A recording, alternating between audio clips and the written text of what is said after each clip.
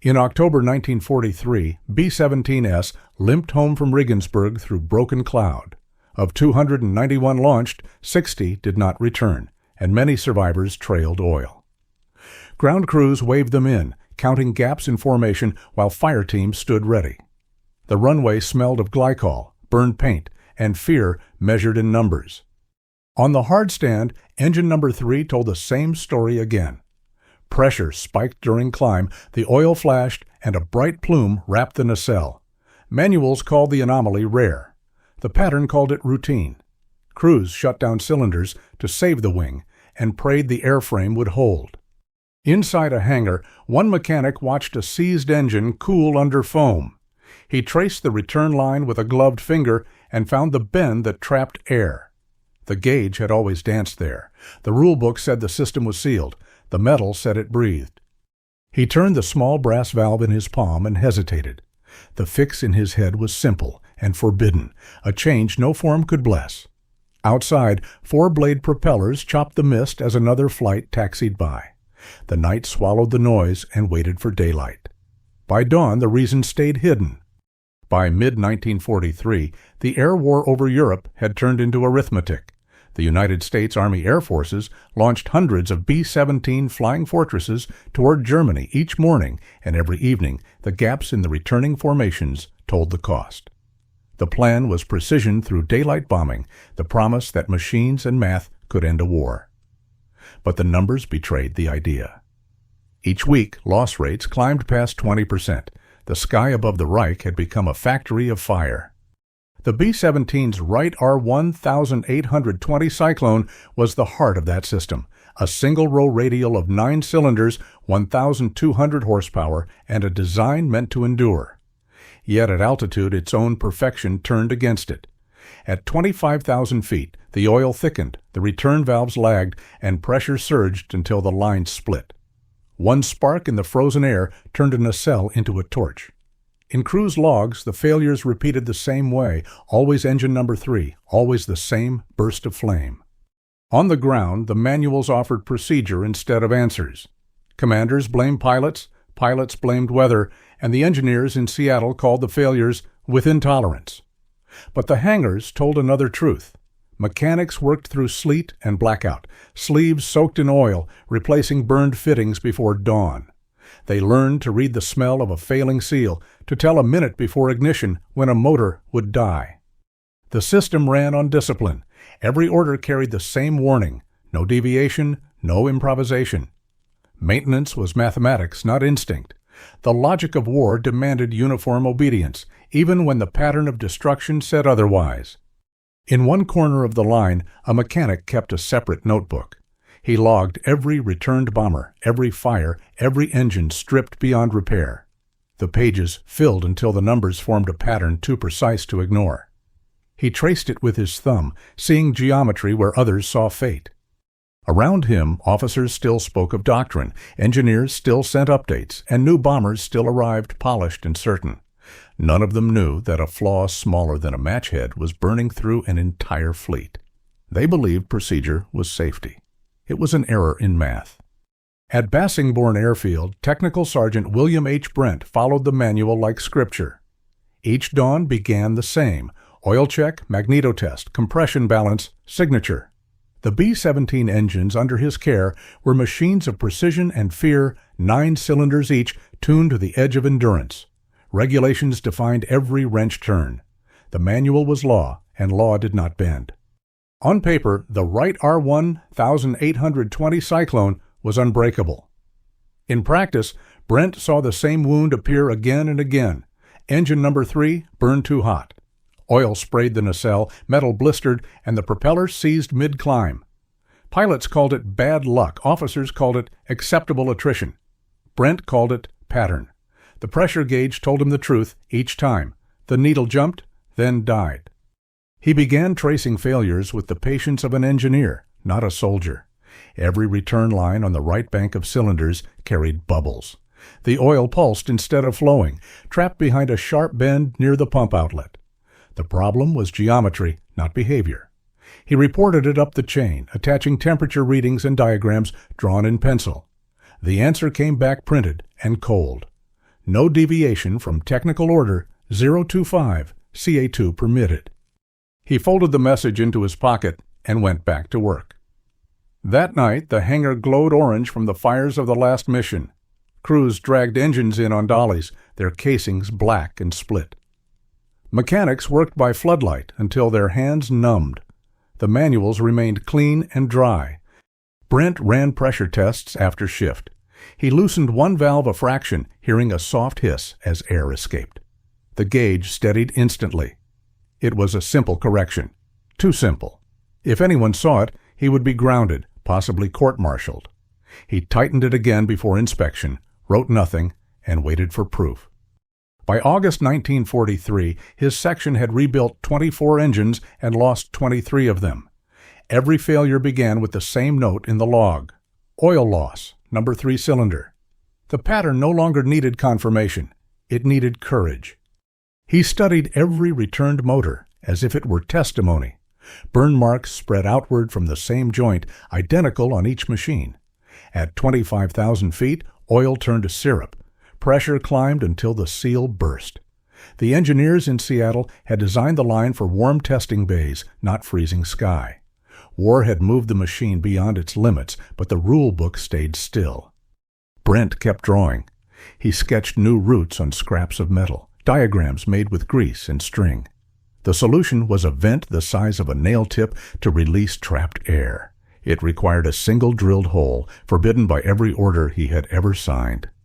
When he looked at the bombers under the floodlights, he saw mathematics wrapped in aluminum. Every edge, every angle obeyed design.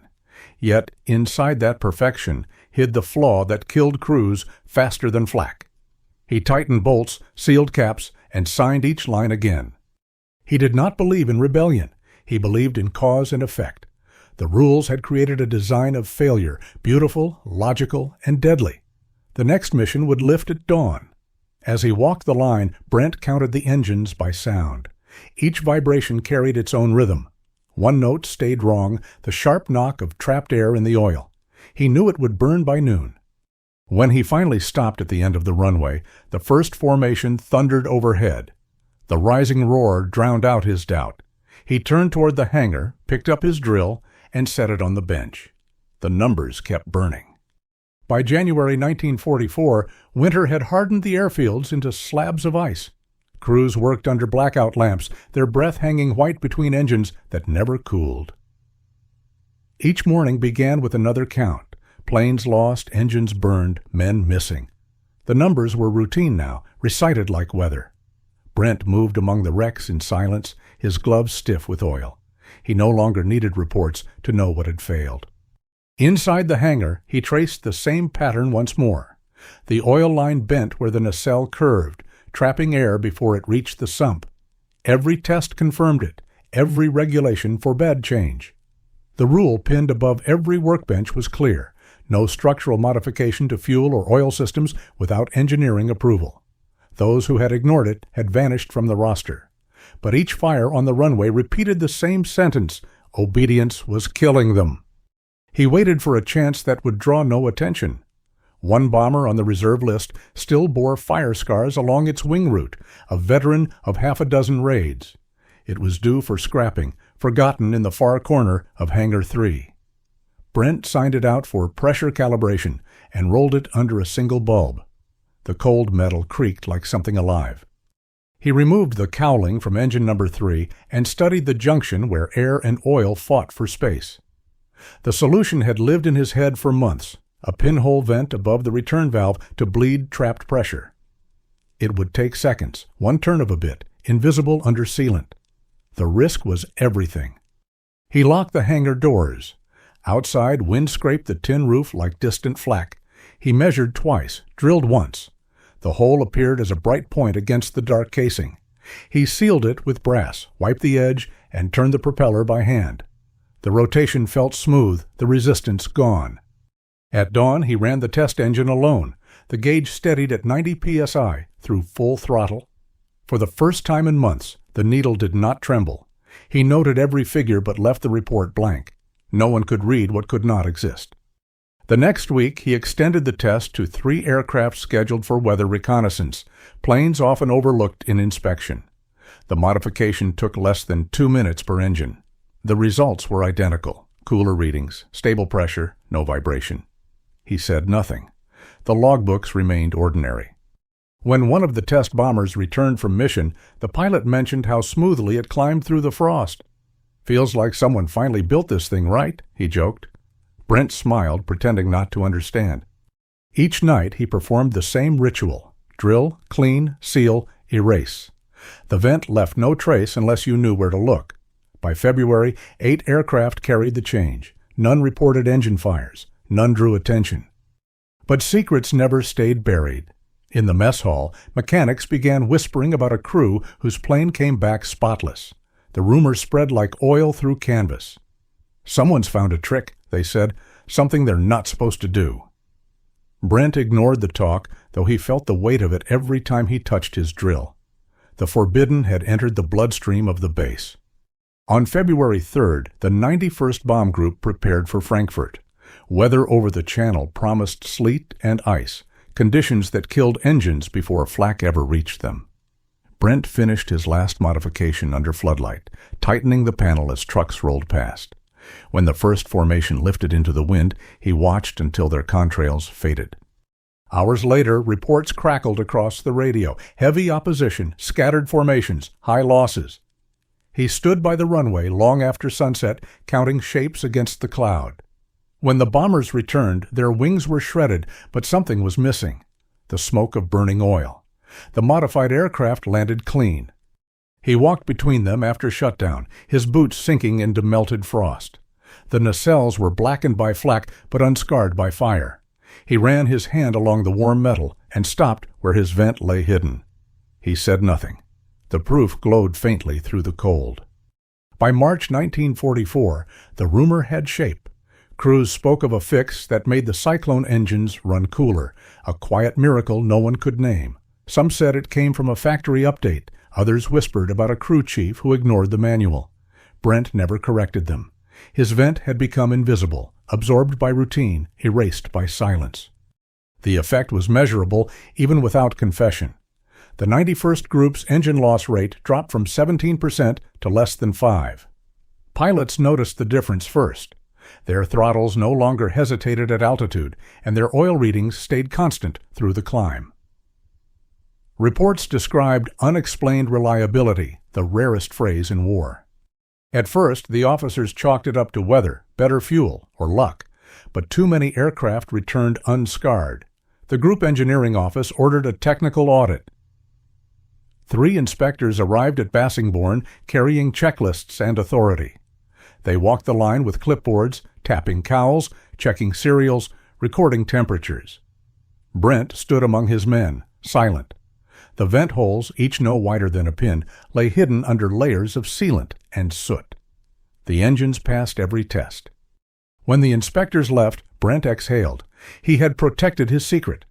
But a week later, a messenger found him in the hangar with an envelope stamped Engineering Command.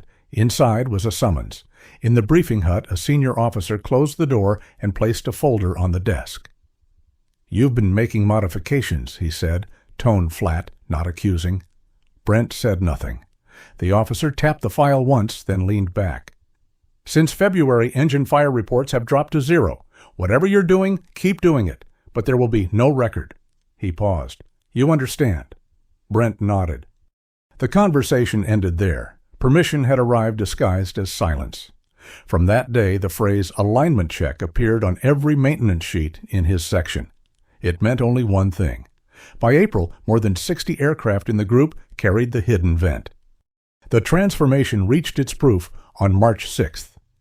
The 8th Air Force launched its first full-scale assault on Berlin, over 700 bombers, shadowed by 600 German fighters.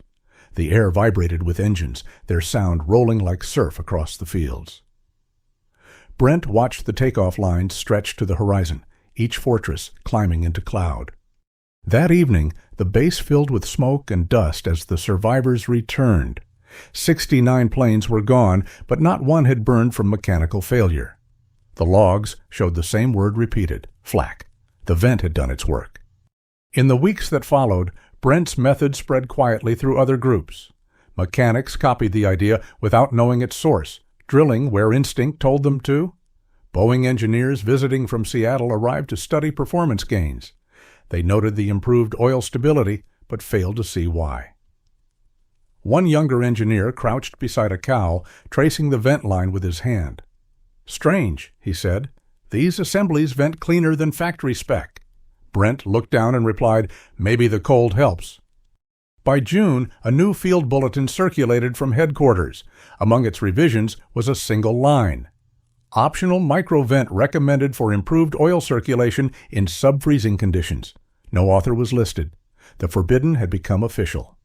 Brent folded the notice into his pocket and walked back to the flight line. Rows of bombers shimmered in the low sun, wings trembling under idle power. He touched one nacelle, feeling the faint pulse of oil moving through the new line, a rhythm he had set months before with one illegal turn of a drill. No celebration marked the change. No headline named the man who had rewritten the limits of regulation. The system absorbed his act as if it had always belonged there. Engines kept running, formations stayed tight, and war moved on. The vent had vanished into history, but its logic remained. When rules fail the machine, precision begins with disobedience. By late spring 1944, the airfields of eastern England no longer smelled of burnt oil. The ground crews still moved in rhythm, tools clinking, fuel trucks idling, bombers lining up for inspection. But something in the pattern had changed. Fires were no longer routine. Engines held their pressure. The war machine had quietly corrected itself. The vent fix, as it became known, spread faster than official memory could follow. No directive announced it, no officer signed for it. It moved hand to hand between mechanics who trusted sound over text. A tap on the nacelle, a whispered note in the logbook. These replaced orders. In hangars across England, men drilled in silence, sealing their work under paint before dawn.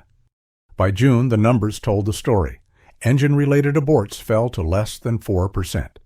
Formation losses once caused by mechanical fire nearly disappeared. The change arrived too late for those already gone, but the crews who remained understood what survival felt like. Pilots advanced throttles again without fear. The roar of 4 synchronized engines became the new sound of reliability. War at that scale turned miracles into statistics. For the United States 8th Air Force, the bombing campaign now ran like industry. Every week brought new sorties: Berlin, Leipzig, Merseburg, thousands of planes crossing the channel in timed intervals. Precision no longer meant hope. It meant endurance. Behind that endurance stood a rule broken in a frozen hangar. Brent's vent had become an invisible law. New recruits were taught pressure balance check as standard. No one asked where it came from. The language of disobedience had been rewritten into procedure. Each time a B-17 engine held steady under climb, the system absorbed another fragment of his heresy. Factory engineers visiting from Seattle documented the field data. They reported improved oil flow and reduced bearing stress, attributing it to operational adaptation. When the B-17G entered production, a new vent appeared on its schematics. The change measured less than a centimeter and carried no author. Boeing's technical bulletin described it as microvent, optional. It was the official stamp on an unofficial truth. By July, Brent had been promoted to maintenance chief of the 324th Squadron. His hands left the tools more often now, replaced by paperwork and oversight. Yet each morning he still walked the flight line, pausing at engine number 3 on every aircraft. He would rest his hand on the cowl and listen. The hum beneath the metal told him more than any report. The vibration was steady. The math had finally balanced. He never spoke about the vent, even when engineers hinted at it during inspections. "Whatever they're doing in the field," one said, "it's working." Brent only nodded. Secrets were safer when shared by everyone and owned by no one. As the air war reached its peak, the bombers grew into an assembly line of destruction. On some missions, more than 1,000 planes rose together, filling the sky from horizon to horizon. The sound was constant, 4,000 engines beating in unison. Each rhythm carried the same unseen correction that kept them alive. In maintenance reports, the word fire disappeared entirely. Damage now came from flak, fighters, and fatigue, but not from the engines themselves. The fix had transformed failure into stability. Every returning crew confirmed it with simple words. She ran clean. In September, a visiting officer from 8th Air Force Command congratulated Brent's team for record-setting reliability. The commendation listed no reason, only results. Brent accepted it without comment. Recognition was unnecessary. Acknowledgement could erase what mattered most, the truth that the system's perfection had been saved by a forbidden act. When the raids over Germany intensified through the autumn, the bombers climbed higher than ever before. The cold thinned the air to near silence, but the engines held steady. Brent watched from the runway as they rose, his coat snapping in the backdraft. He felt each vibration in his chest, knowing that beneath the metal, a single drilled hole balanced thousands of pounds of pressure. The detail had become doctrine. He carried a copy of the new Boeing manual in his pocket. Page 47, Section 3.12. Optional vent modification recommended for subfreezing operation. He read it once and closed the book. The line contained no story, no origin, only survival, disguised as instruction. The following winter, maintenance officers across England standardized the fix. No one remembered when it had begun. Some credited factory engineers, others called it field intuition. Brent never corrected them. He understood the rule of survival. Once the machine worked, history stopped asking why. By early 1945, the Allies controlled the skies completely. Flak blackened the clouds, but the formations kept their shape. In war rooms, generals measured success in tonnage and miles. They never saw the detail that made endurance possible. On the last evening of the campaign, Brent stood outside the hangar doors. A row of B-17S idled in the orange light, engines steady as heartbeats. The war had turned his fix into normalcy. His fingerprints were hidden under layers of paint, his logic absorbed by protocol.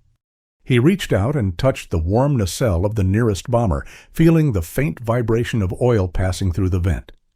It was still there, his line of defiance, now part of the machine's pulse. Around him, the airfield glowed with exhaust and wind. No one would ever know how it started. The change lived only in the sound, a constant hum, smooth, confident, and absolute. No metal carried his name, only the noise of engines did. When the war ended in 1945, silence replaced the sound that had filled the world. The hangars emptied, the floodlights dimmed, and the endless rhythm of engines fell still. Across England, fields once paved with oil and fire turned quiet again. Rows of B-17S stood abandoned under rain, their aluminum skins fading in the mist. They had done their work. The system that built them no longer needed them. William H. Brent stayed behind for the disassembly. He walked the flight lines as crews stripped parts for storage, propellers removed, engines tagged, panels marked for scrap. The smell of fuel lingered, a faint echo of the nights when survival had depended on one forbidden act. He touched the nacelle of a grounded bomber and felt only cold metal. The vent he had drilled months before still lay beneath the paint, invisible, unnecessary, now that peace had arrived. His record listed nothing unusual. Technical Sergeant, 91st Bomb Group, Maintenance Section. No mention of modification, no reprimand, no award. The war machine recorded only the measurable. The rest dissolved into efficiency. He returned home to Detroit, where factories converted from bombers to cars, and the language of production returned to normal. In peacetime, he found work repairing civilian engines, small, predictable, obedient. Yet every time he felt an uneven vibration, he thought of the cyclone. His hands still carried the reflex of that night. Measure twice, drill once, seal quietly. Sometimes he would pause during a test run, listening to the steady thrum and waiting for the gauge to move. It never did. That silence became his proof.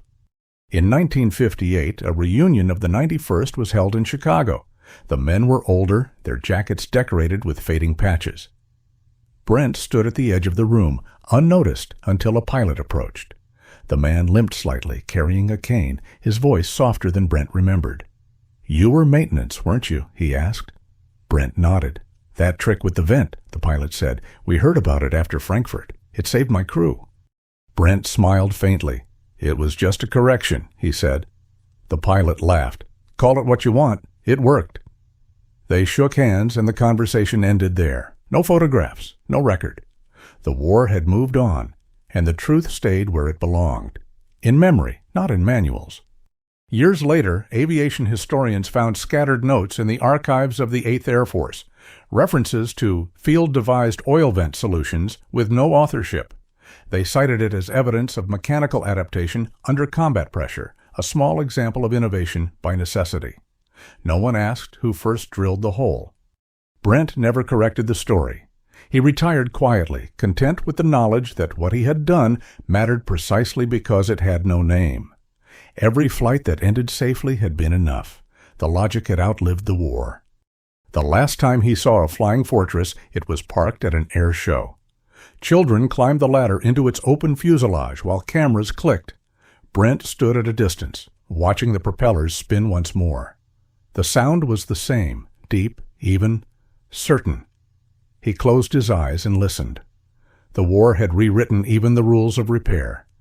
At a small air show in the late 1970s, one restored B-17 started its engines before a silent crowd. The first cough turned into a deep, even rumble, the same sound that had once rolled across England at dawn. People watched the silver bomber lift from the runway, its wings glinting under sun, unaware that inside each nacelle spun a line of history hidden beneath the paint. Among them stood an old man with oil-scarred hands clasped behind his back. He listened to the rhythm more than he watched the flight. Every pulse, every note of balance told him the truth. The machine had remembered what men had forgotten. The announcer spoke of bravery, strategy, victory. No one mentioned the vent or the mechanic who had broken a rule to keep the engines alive. He didn't need them to. The proof was in the sound, steady, flawless, complete. As the B-17 banked and turned eastward, the crowd applauded. The old man only smiled. The bomber climbed higher, shrinking into the haze until it became a glint against the clouds. The noise faded, leaving a single line of truth in the wind. He broke a rule, and hundreds kept flying.